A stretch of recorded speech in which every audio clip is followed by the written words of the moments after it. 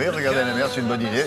Pour ça, vous avez le choix. Mais là, Marie-Dominique Perrin, dans l'actualité, a repéré que Bordeaux avait plusieurs raisons de faire qu'on parle d'elle aujourd'hui. Parce que jusqu'au 31 mai, par exemple, la ville accueille Bordeaux Fête le Fleuve. Et pas seulement ça, elle a eu un prix aussi européen. Oui, elle a eu le prix de la meilleure destination européenne 2015.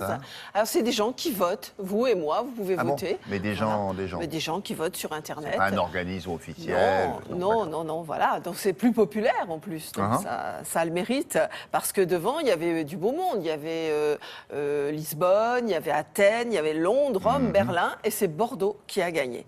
Alors une belle raison pour les Bordelais d'être fiers de leur ville. Et en particulier pour le premier d'entre eux que nous avons rencontré.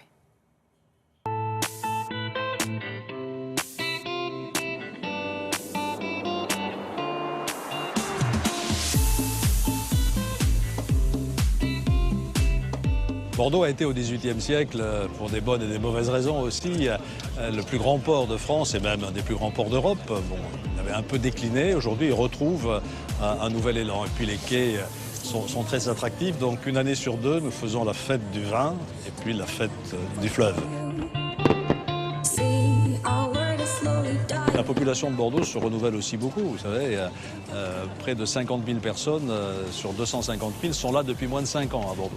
Il y a un art de vivre ensemble qui peut être hérité de nos grands anciens, de Montaigne et de Montesquieu, qui savaient pratiquer la modération. C'est une ville extrêmement diverse et multiple.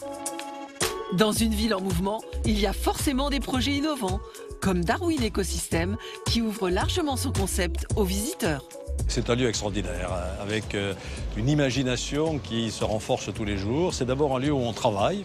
C'est très tourné, bien sûr, vers tout ce qui est développement durable, avec un restaurant, une épicerie biologique. Le restaurant, c'est l'endroit où tout le monde se retrouve. C'est un endroit qui est à la fois festif, jovial, accueillant. On se trouve ici sur la caserne Niel, sur la rive droite de Bordeaux, en face du centre historique. C'est une friche militaire qui a été désaffectée en 2006. Plutôt que de détruire des espaces et de reconstruire par-dessus, on peut les réhabiliter. Certains espaces sont utilisés en mode partagé par différentes associations. Les acteurs qui viennent ici, on leur demande d'être engagés dans cette démarche de coopération et de faire ensemble. Parce que maintenant, c'est ici que se joue l'avenir de Bordeaux. Même démarche pour le garage moderne, installé dans un vieux hangar d'avant-guerre. À la fois garage mécanique, pour réparer sa voiture ou son vélo, et lieu de concert ou d'expo. Dans ce même quartier de Bacalan, le sculpteur Jean-François Buisson tient le haut du pavé de la création. Autre style au cœur du vieux Bordeaux, l'Institut culturel Bernard Magret, entièrement consacré à l'art contemporain. Bordeaux, élu meilleure destination européenne 2015.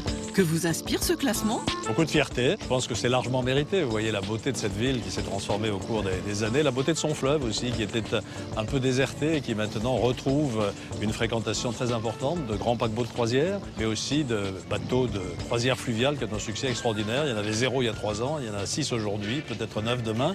Le tourisme a explosé ici depuis que la ville a été classée dans le patrimoine mondial de l'UNESCO.